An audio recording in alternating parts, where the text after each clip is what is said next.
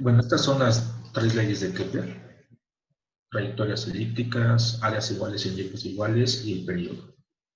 Bueno, ahora, falta una ecuación, la ecuación de la trayectoria. Bien, les digo, hay que adaptar las ecuaciones polares que tenemos aquí. Estas son ecuaciones polares de curvas, obviamente en el plano polar.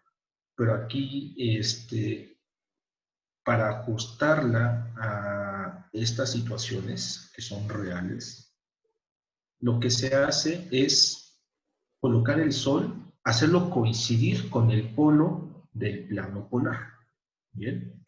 O sea, el centro de la elipse no va a estar en el polo, sino el foco, y el foco es el Sol. Entonces, si tú haces esos ajustes en las ecuaciones polares, obtienes esta ecuación. Un acto de fe. Y si no, pues inténtalo. La ecuación polar de una elipse con foco en el origen, bien, en el polo, semieje mayor A, excentricidad epsilon, bueno, aquí le llaman E, y directriz D, se puede expresar de esta manera. La directriz, ¿qué es la directriz? Se me olvidó. La directriz acá es, en los focos, tú trazas una línea vertical. Esa es directriz. Bien, esa es la directriz. La elipse tiene dos directrices. ¿Vale? Ahí está. La parábola tiene una directriz. La hipérbola tiene dos. Bueno, pero aquí, en el caso de los planetas, la ecuación de la trayectoria es independiente de la directriz. Solamente depende de... Aquí en lugar de R es ρ. Vamos a ver esta cosa. Aquí es ρ y aquí es phi, ¿vale? Así, como lo trabajamos nosotros. ¿Quién es A? Pues A es el semieje mayor. Recuerden que A es la distancia que hay del centro al punto más lejano de la elipse. ¿Sale? Bueno, vamos a calcular unas cositas. Algo más aquí importante son el afelio y el perihelio. El afelio, bueno, la distancia, pregunta, ¿cuál es el punto más cercano al Sol y el más alejado en la trayectoria de un planeta?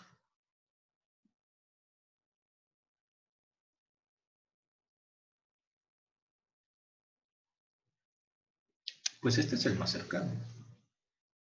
Si tú estás un poquito más abajo, un poquito más arriba, estas distancias son más grandes comparada con este. ¿Bien? El punto más cercano, cuando estamos más cerca del Sol, este punto, esto de aquí se llama perihelio. Y el punto más lejano es cuando estamos del otro lado, así, tan lejos. ¿Bien? Esta distancia que hay del punto más lejano al Sol se llama afelio. Y hay fórmulas para estas cosas. Hay fórmulas.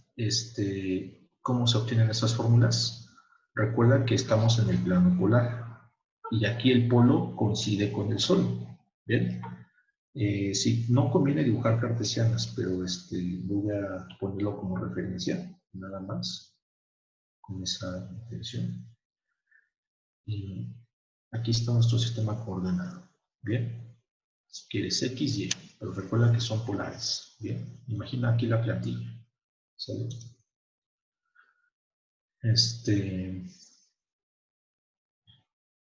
Bueno, borro eso.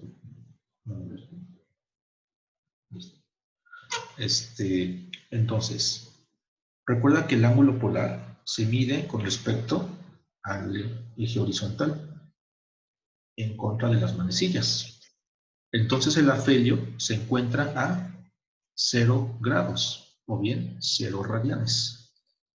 Y el afelio, que es el punto más lejano, ¿a qué ángulo se localiza?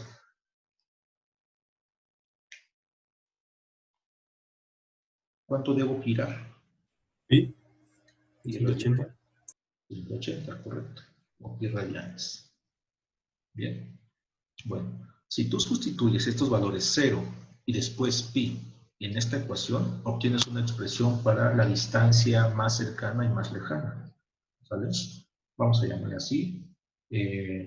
Rho del perihelio es igual a 1 menos la excentricidad por el semieje mayor. Y la rho del afelio es 1 más epsilon por el semieje mayor. ¿Cómo obtengo esta? Sustituyendo aquí 0, ventitas, un tropo algebraico por ahí, y obtienes esta del afelio. Y después del perihelio. ¿Vale? Okay, que no es complicado, solamente ese valor. Bien. Creo que ya estamos listos. Tenemos la ecuación de la trayectoria, los puntos más cercano y lejano, el periodo. Déjenme buscar un problema sencillo. ¿Bien? Creo que en el canal subí uno hace tiempo de un cometa, de Hale-Bopp. Se calcula el periodo de esta cosa.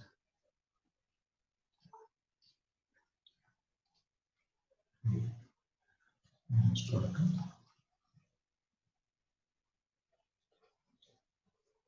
Se van a reír de lo fácil que es. Ejemplo. Encontrar, como primer inciso, una ecuación polar aproximada para la órbita elíptica de la Tierra, de nuestro planeta, alrededor del Sol, que es un foco, ya lo sabemos, por leyes de Kepler, dado que la excentricidad es alrededor de 0.017 y la longitud del eje mayor es aproximadamente esto, 2.99 por 10 a la 8 kilómetros.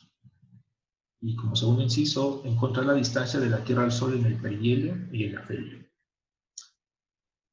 No se espanten, es muy fácil, se van a reír de lo fácil que es. Yo te recomiendo que hagas un diagrama. Otra vez, la trayectoria de la Tierra. Localizamos el Sol. Aquí está. Bien, listo. Bueno, ¿qué información se tiene? Pues tenemos aquí el semieje mayor.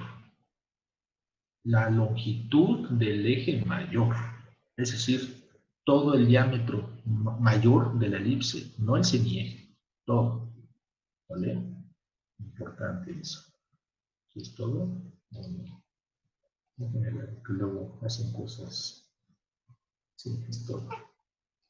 Ese 2.99 por 10 a la 8 kilómetros es lo que mide todo esto.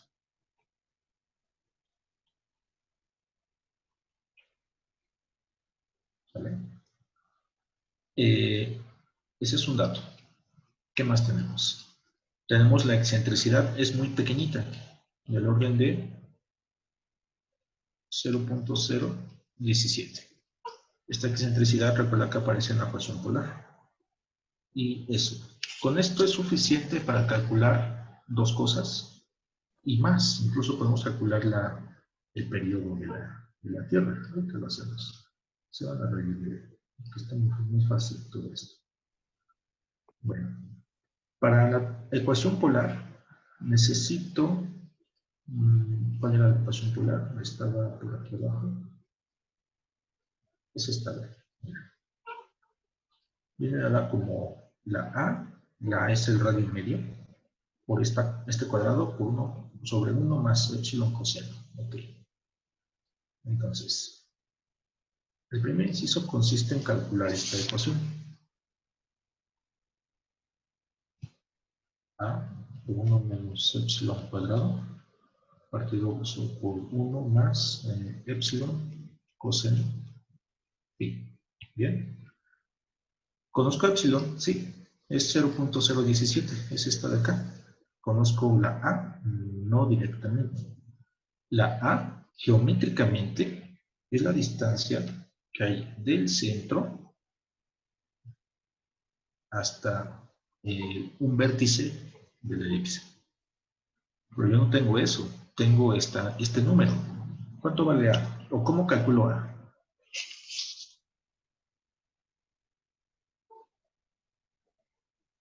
Dividiéndolo entre 2. Correcto. Bien. Entonces, están poniendo atención. Entonces, aquí, 2 veces esa A debe ser igual a esta cantidad, ¿verdad?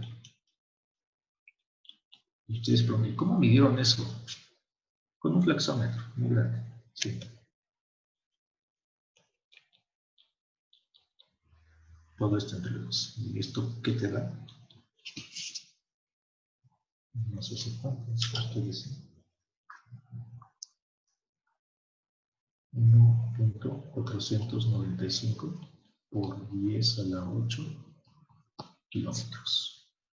Lo podemos dejar en kilómetros o lo podemos dejar en metros. Yo creo que aquí, por ser longitudes muy grandes, conviene dejarlo así, en kilómetros. ¿Sale? Ya tengo la epsilon, pues ya lo tengo, ¿verdad? Solamente hay que sustituir y se acabó. Déjenme ver. Entonces, vamos a sustituir. Tengo que la ecuación polar viene aceptada como 1.495 por 10 a la 8 kilómetros por 1 menos 0.017 al cuadrado, bien, sobre 1 más 0.017 coseno de phi. Phi es el ángulo que forma la horizontal con la posición de la Tierra. ¿Bien? Recuerda que la Tierra se está moviendo a lo largo de la trayectoria, entonces puede estar a 1 grado, 2 grados, lo que sea, hasta 360. Lo dejo así, libre. ¿Cuánto les da eso?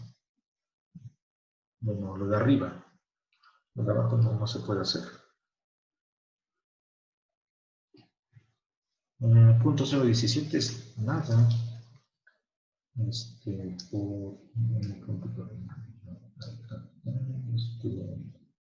Realmente no cambia mucho, ¿verdad? Lo voy a dejar como 1.49. La ecuación de la trayectoria es aproximadamente 1.49 por 10 a la 8 kilómetros dividido entre 1 más 0.017 coseno de pi. Esta es la ecuación polar de la Tierra.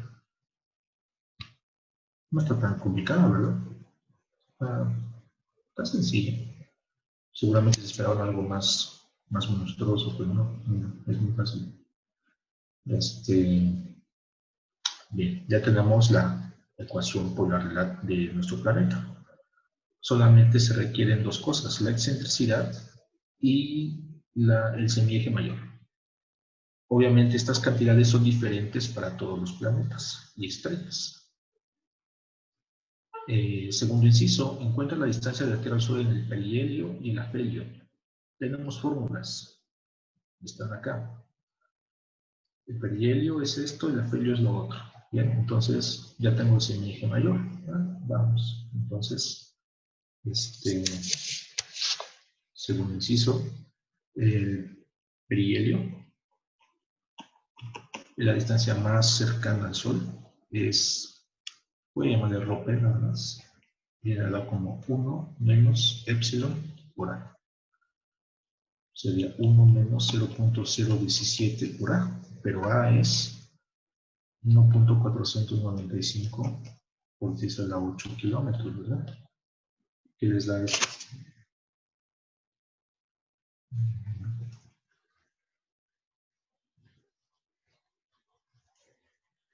Una cosa muy grande, ¿verdad?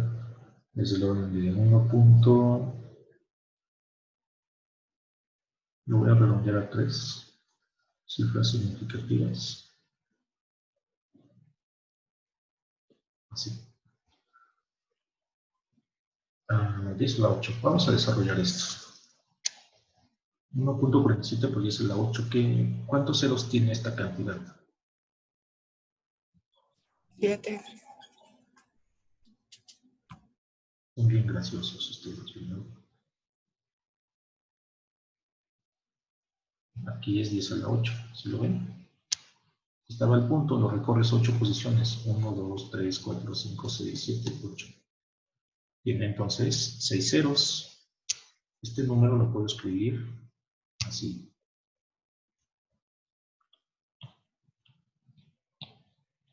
¿Qué número es? ¿Sí saben leer números?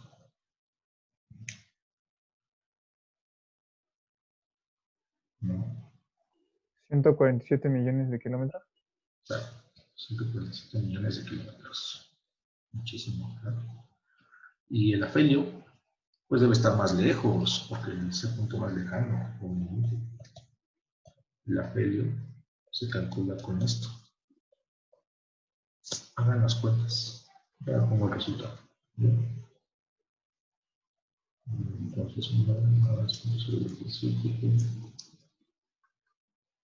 te da 1.52 aproximadamente.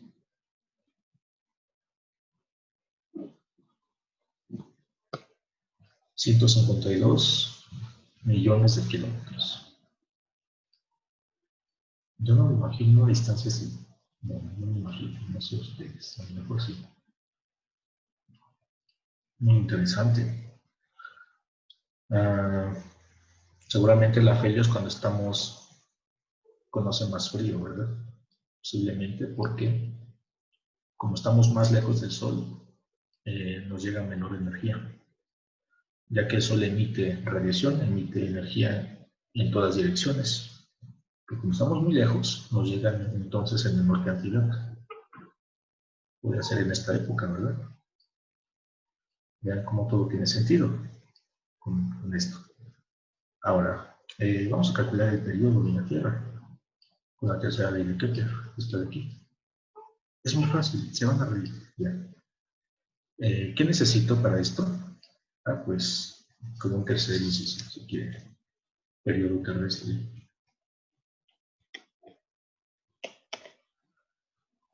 Pues la ecuación es esta, el cuadrado, el periodo es 4pi cuadrada, constante gravitacional, masa del Sol, hora cúbica. Así. ¿Quién es G? Pues G es la constante gravitacional. La G tiene un valor aproximado, creo que es de orden de 10 a la menos 11, está en su calculadora. 6.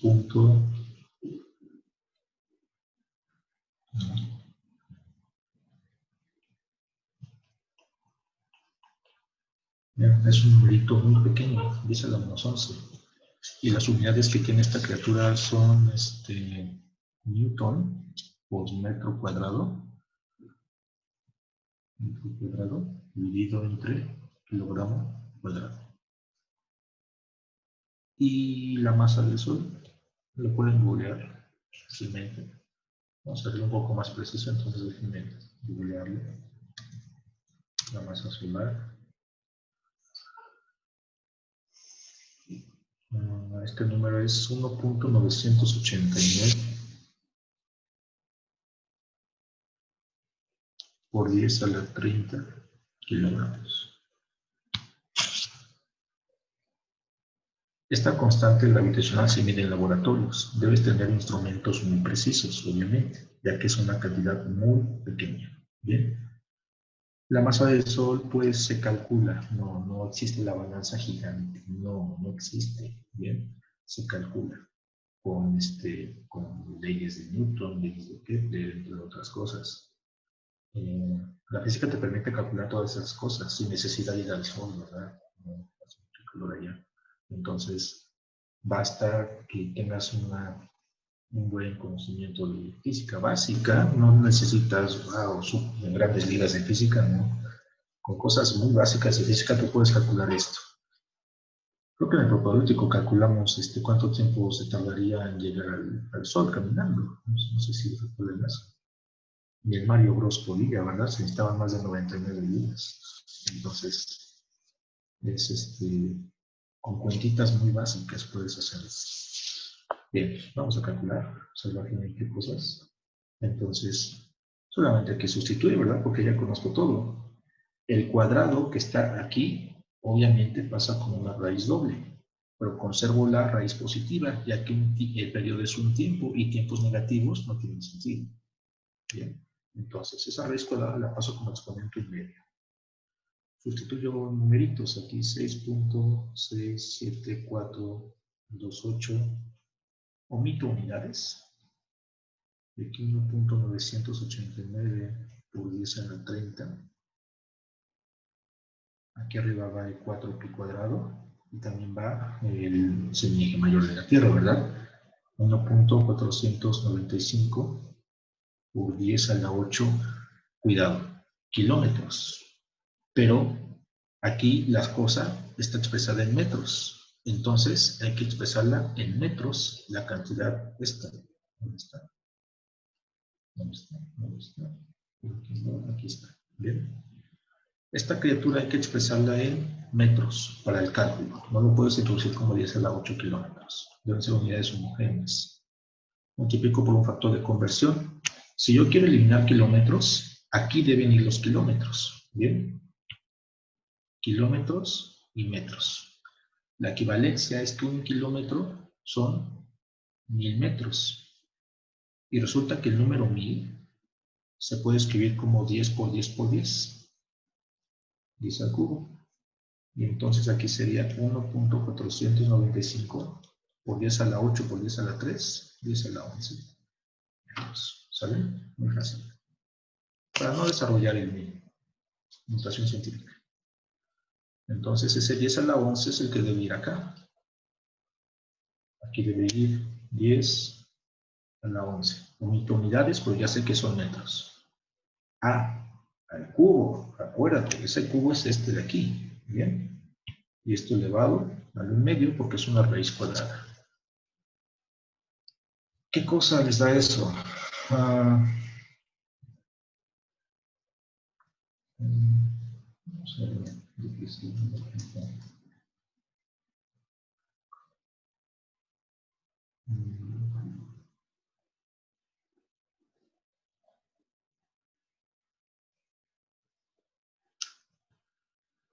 yo no me lo voy a correr, ¿verdad? Voy a poner todos los dígitos como ustedes lo hacen, si ustedes lo hacen porque yo no. Eso es a 31.522.000. Lo voy a redondear, 602 segundos, porque es un tiempo. 31.522.602 segundos. ¿Cuántas horas son? ¿Cuántos días son? ¿Cuántos años son? Vamos a convertirlos, porque así no nos dice mucho, ¿verdad? Entonces utilizamos un factor de conversión. Vamos a convertir estos segundos a qué les gusta, horas o días, o minutos. Minutos. No, en horas. La equivalencia es que una hora contiene 3.600 segundos, ¿verdad? O bien, una hora contiene 60 minutos, pero a su vez un minuto contiene 60 segundos. Por lo tanto, una hora contiene 3.600 segundos. De esta manera elimino. Nos va a seguir dando un número muy grande. Mejor lo convierto a días. Aquí me van a resultar unidades de horas. ¿Sale? Las voy a convertir esas horas a días. Las pongo abajo para que cancele. Bien. Día no tiene una unidad predeterminada, lo escribo igual. Un día contiene 24 horas, ¿verdad? A ver si con esto, ya. Gotitas, ¿qué les da? 31 millones, hace el número. No, de hecho es un poquito menos ya. 364.8. Son los 365 días que conocemos. Era menos, no era más de 365, es menos. Un año o bien una revolución alrededor del Sol toma este tiempo. Le faltan 0.2, ¿verdad? Entonces, aproximadamente cada 4 o 5 años es año bisiesto para compensar este 0.8. Interesante. Muy interesante. ¿Alguna duda?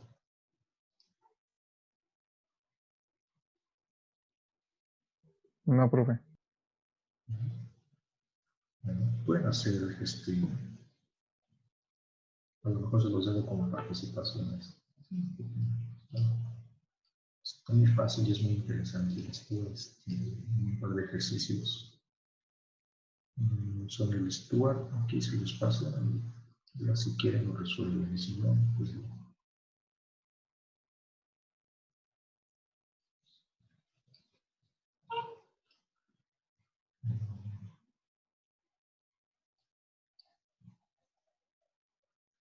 Bueno, obviamente esas son aplicaciones de las polares a escalas, pues,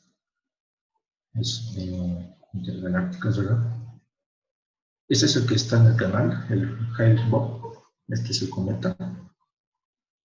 Miren, aquí es muy parecido. El planeta Mercurio viaja en una órbita elíptica con la excentricidad de esto. Su distancia media del Sol es esto. Este es el perihelio.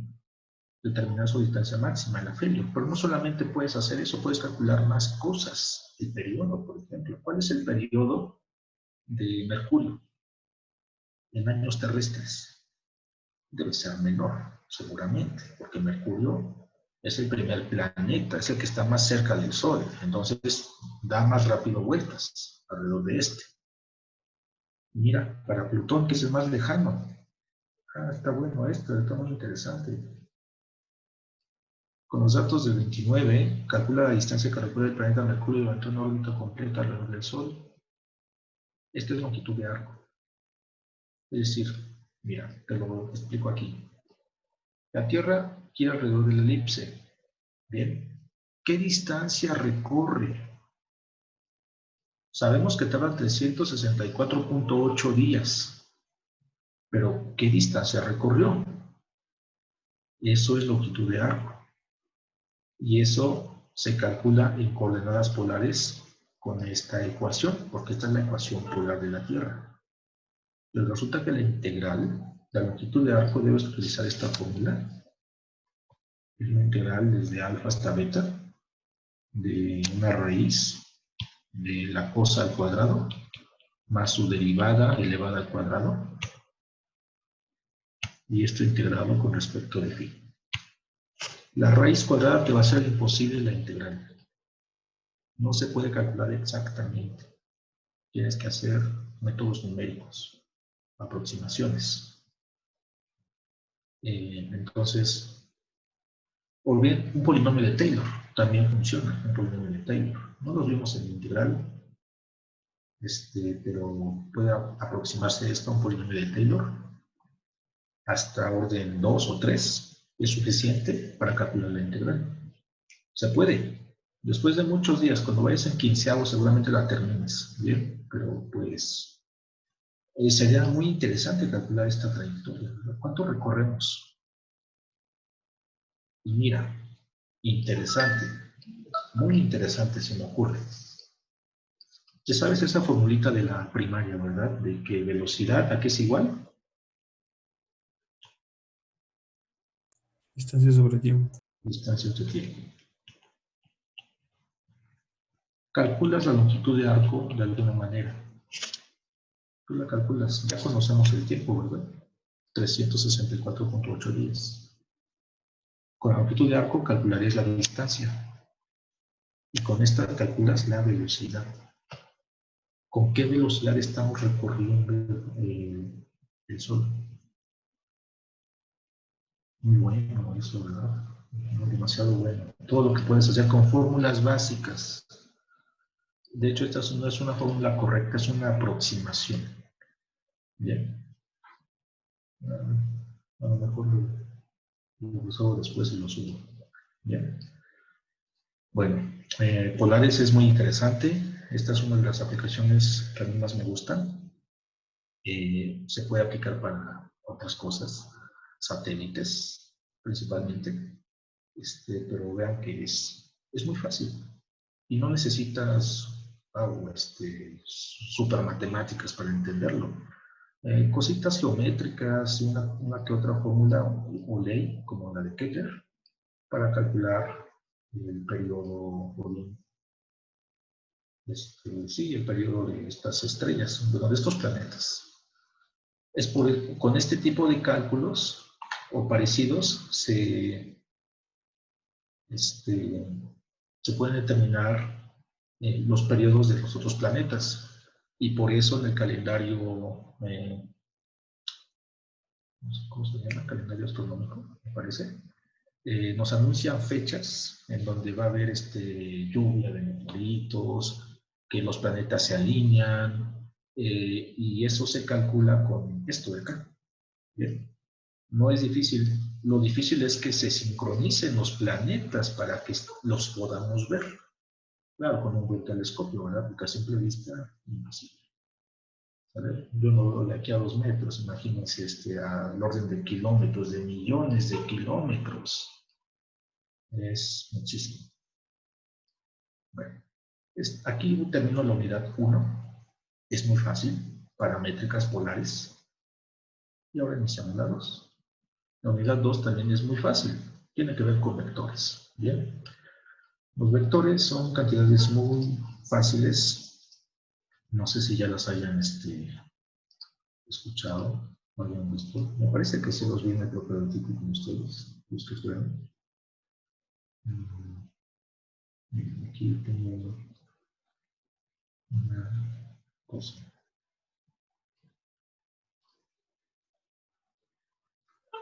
Para abrir unidad 2. Esto de acá atrás es un transatlántico, un barco muy grande. Bien. Aquí dice, 2 remolcadores están empujando, bueno, no empujando, están jalando, o están empujando. Ah, sí, están empujando, ya, aquí se ve el contacto. 2 remolcadores están empujando un barco transatlántico, como muestra en esta foto. Cada barco ejerce una fuerza de 400 libras fuerza, obviamente. Al parecer son idénticos, ¿verdad? Claro, esta fuerza es promedio, no es una fuerza exacta. La pregunta es, ¿cuál es la fuerza resultante en el barco transatlántico? ¿Con qué fuerza está siendo impulsado esto? ¿Y se está moviendo en línea recta o se está desviando? Si tú lo ves por arriba, imagina que el transatlántico es este. No sé dibujar transatlánticos. Este es un transatlántico. ¿Ven? Los remolcadores son 2 cositos, ¿verdad? Que están aquí. Y están ejerciendo fuerza sobre el transatlántico. Se supone que estas fuerzas son de 400 libras. Bien. No hay más fuerzas, bueno, que estén empujando o jalando a esta cosa. ¿Cómo se va a mover? ¿En qué dirección lo va a hacer? ¿Y con qué magnitud? Bien. ¿Estas fuerzas serán suficientes para mover toda esta nube? Porque, pues esto tiene una masa muy grande, ¿verdad? Una masa impresionante, toneladas. Y ahora, si las fuerzas son las mismas, esperaríamos que la cosa se moviera sobre una línea paralela a la dirección de estas fuerzas. Eso es lo que se espera. ¿Será eso? Bueno, pues resulta que estas fuerzas caen en una clasificación de cantidades vectoriales en física. Bien. Hay cantidades escalares y cantidades vectoriales. Las cantidades escalares son aquellas que se describen solamente dando su magnitud y unidad de medida. Lo escribo aquí. Ya lo hemos visto en el profe, física, primera oportunidad, segunda y última. Entonces, ¿qué es una cantidad escalar? Se describe dando, no debe ser una cosa.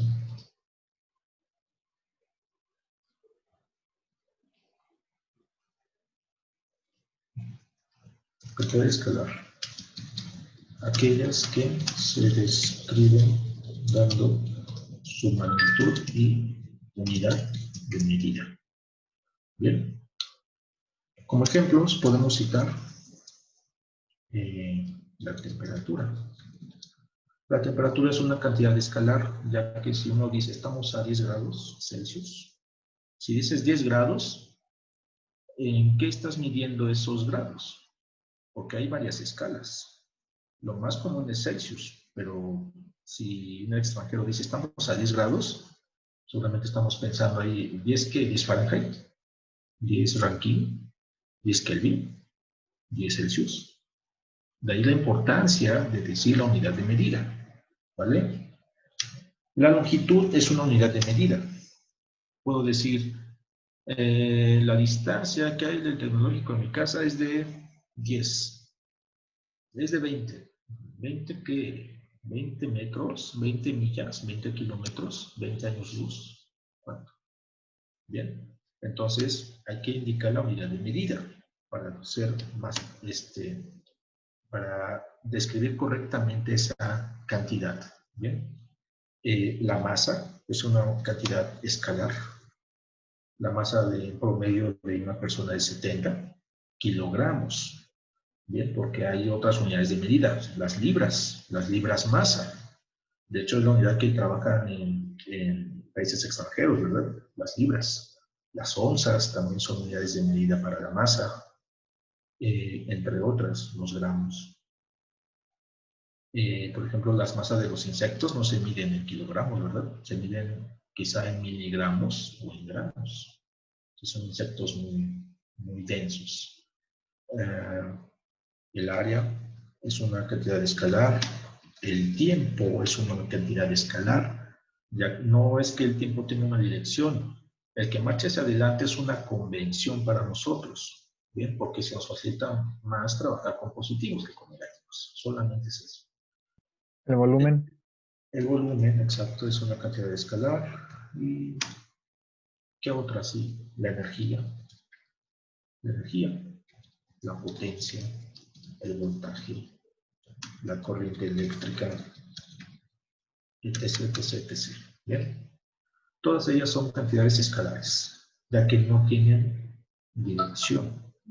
Pero no basta con estas cantidades para la física, en este caso el cálculo. Tenemos cantidades vectoriales. Bien, las vectoriales, por ejemplo, cuando queremos decir la velocidad del viento, el viento sopla a, no sé, a 5 kilómetros por hora. ¿Pero en qué dirección? ¿En qué dirección está soplando? ¿En qué dirección se mueve esa corriente?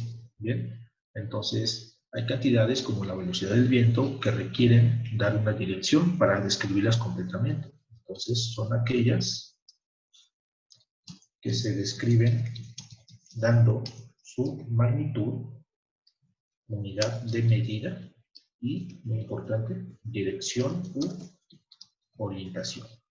¿Vale? En la siguiente yo tengo una videollamada. Continuamos. No va a ser mucho. Bien.